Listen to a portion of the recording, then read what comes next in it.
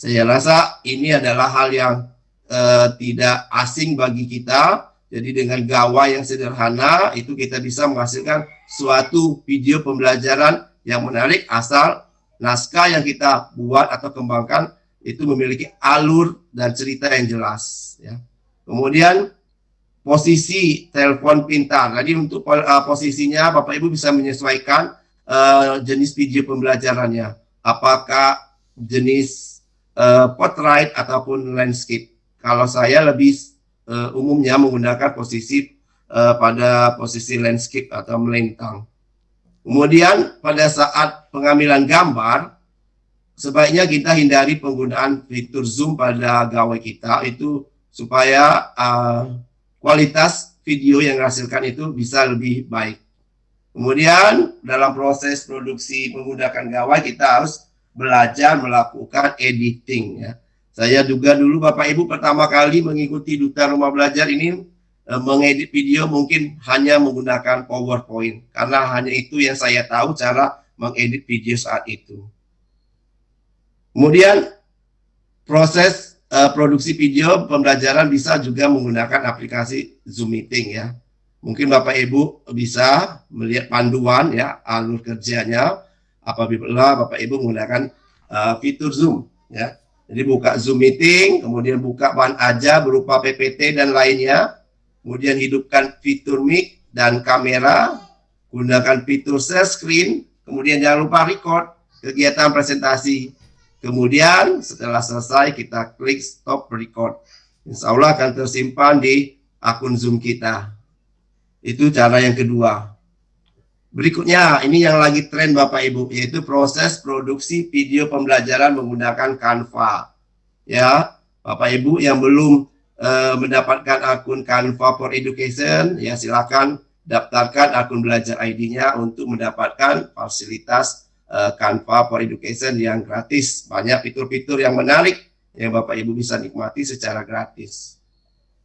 Nah, untuk penggunaannya, pertama masuk ke Canva, kemudian buka slide yang akan digunakan. Kemudian klik menu bagikan, ya, klik tampilan dan rekam, kemudian lalu ke studio rekaman, kemudian rekam dan akhiri dengan menyimpan hasil rekaman. Sangat mudah ya Bapak Ibu, saya rasa ya banyak animasi-animasi yang Bapak bisa Ibu kembangkan untuk membuat video pembelajaran di Canva ini. Kemudian, nah ini adalah salah satu pembuatan produksi video pembelajaran yaitu dengan menggunakan animasi Photun ya. Ini juga aku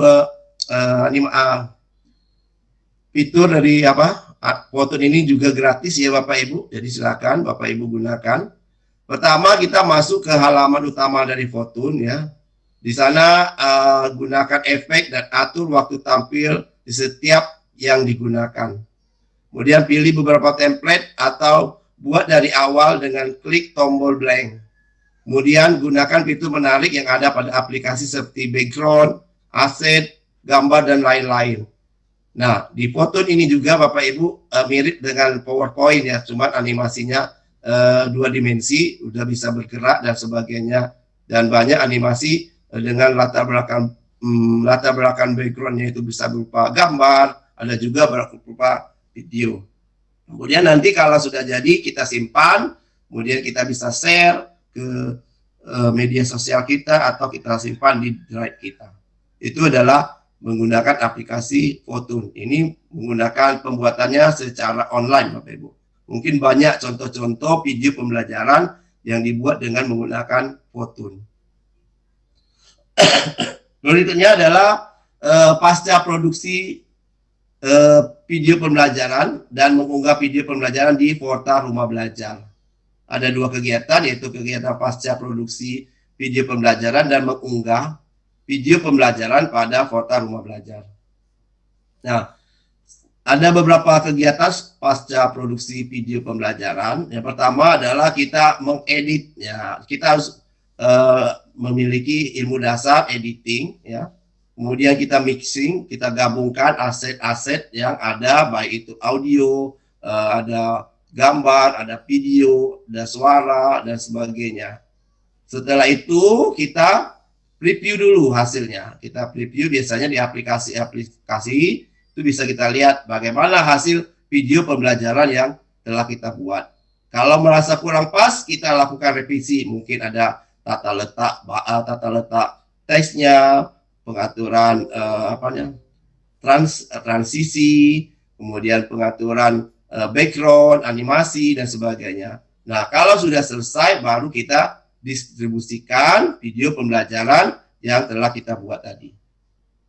Nah, Bapak Ibu sebenarnya ini adalah contoh ya beberapa aplikasi yang digunakan untuk mengedit video pembelajaran. Mungkin Bapak Ibu sudah mengenal di antara beberapanya.